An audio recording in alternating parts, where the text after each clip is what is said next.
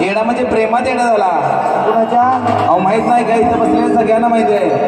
कुणाला मला समजू दे. ती धनगराची धनगराची पानोबाई तिच्या प्रेमात येडा झाला. तुम्हाला येडा कसा वाटला?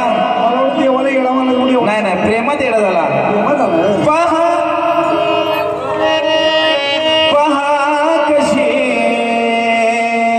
नवला शिवावतारी तुझी पार्वती आरती